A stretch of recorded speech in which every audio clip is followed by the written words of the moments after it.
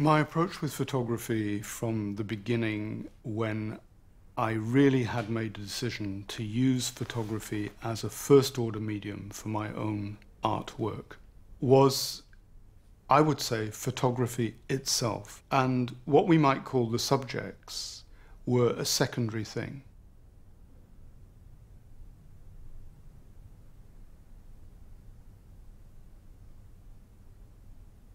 I began to examine in turn all the basic physical and chemical attributes of photography, which are entailed in the production of a picture, and try and force photography to break from its own conventions.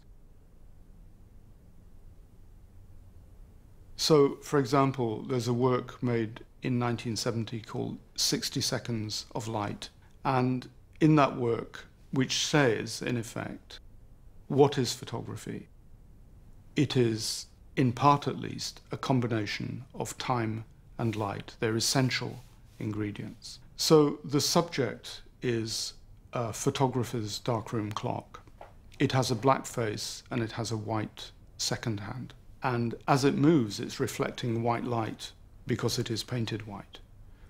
And because the background is black, the trace of the white motion remains on the negative.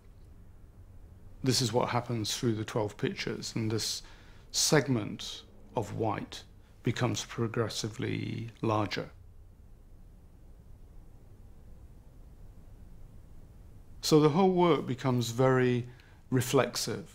It informs upon itself and makes very clear the means of its own production.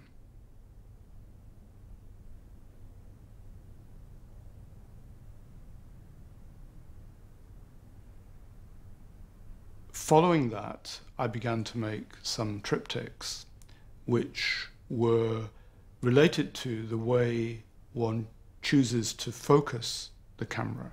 And the first way of doing this was by deciding that conventionally in photography, you could say there are 3 picture spaces. Within a field of view, we normally make a division between foreground, midground, background. And I started to focus in turn on the foreground elements, the midground elements, and the background elements, and to use a very, very shallow depth of focus so that each of these pictures was in focus, then it went out of focus, then it came back in focus again, finally in the background. So you were still able to compare and contrast because all those things are present simultaneously.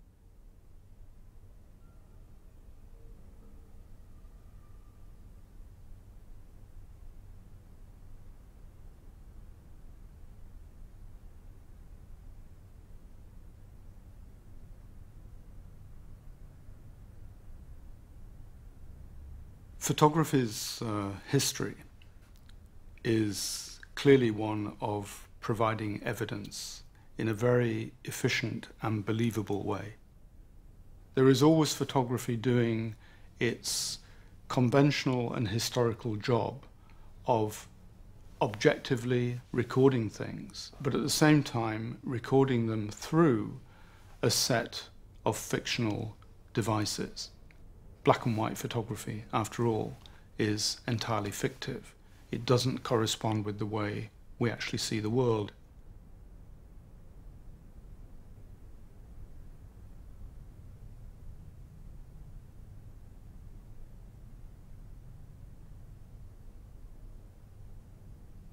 I don't really believe in absolute objectivity, and what interests me, in part at least, is to open up a set of alternatives, even though you could say very often, in fact always, first of all, my photographs are constructed.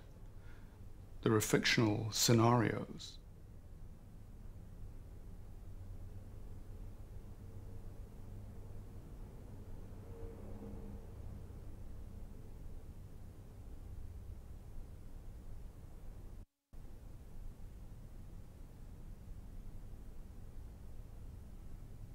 The way I work is usually following a similar pattern. So I'm never seen wandering around with a camera. I simply don't work like that.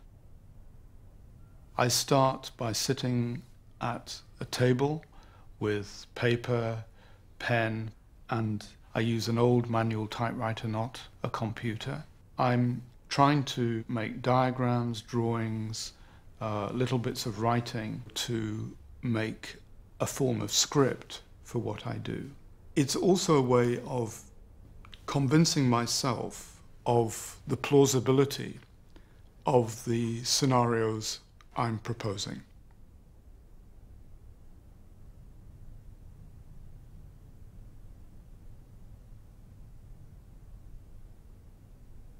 So there's a mixture of a kind of introduced fiction and a form of documentary realism, actually, mixed up together.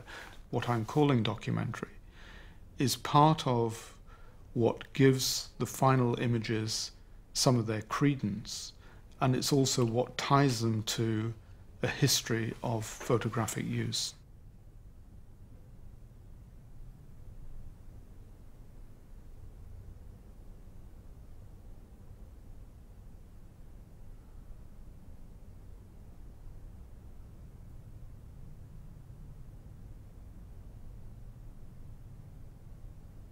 When I'm shooting pictures for a finished piece of work, ordinarily I'm using a medium format camera, 6.6, 6.7.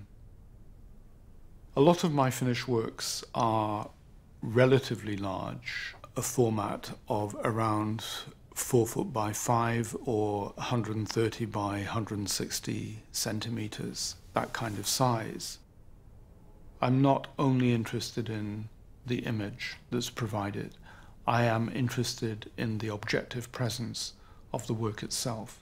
As a physical presence, there's still something to confront, something to contend with. If you started to make a list of photography's conventions, you'd have to include a sense of apparent transparency of the photograph itself. You're being given an illusion of some other time, some other place. And one of the ways of breaking this transparency and this illusionism, and also figuration, because that's another predominant mode of the photographic, is to construct a kind of screen as part of the completed image, which deliberately obstructs the viewer from entering the very space they would like to enter with the eye and with the mind. And what they're confronted with within that territory, which is usually the larger and more central part of the image, is an opacity rather than a transparency.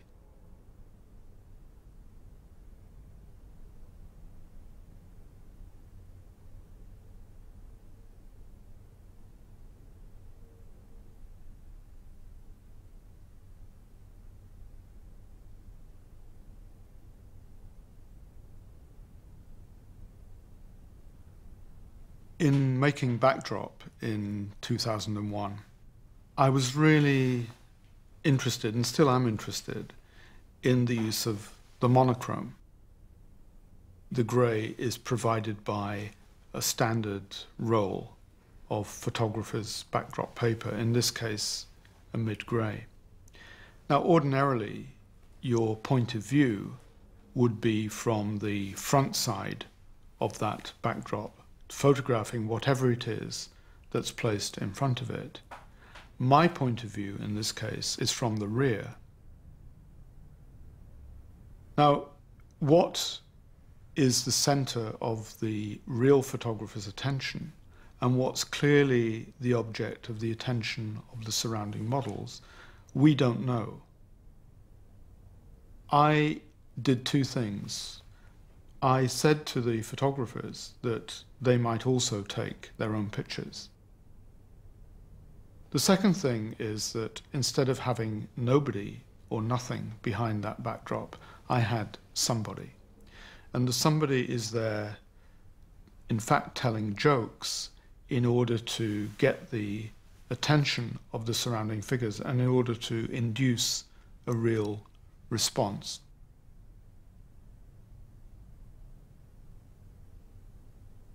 When I got the film processed afterwards, in order to select the finished picture that I wanted to use, it's number 11 on the contact sheet, I also had the film processed by the real photographers.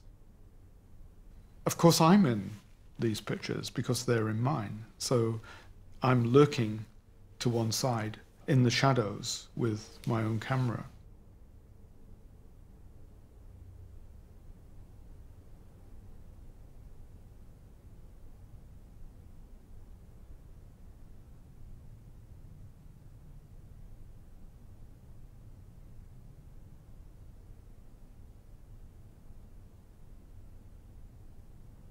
And that formula you could apply to a number of my works is a depositioning, a displacement of center and periphery, of the opaque, the transparent, of the figurative, of the abstract, and very often also of the monochrome and something in full color.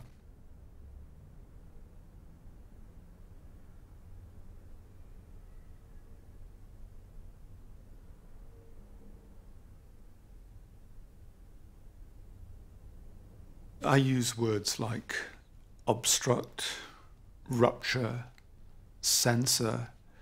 I think it's a catalogue of words which is quite confrontational. And I mean to confront the spectators' received ideas of how to approach pictures. And I mean to contest the picture's own conventions of recording and transmitting information. It's part of my character, I think, that I always need to be asking why. Why should it be like this? Why could it not be like that? It's that kind of position, I think, that I have.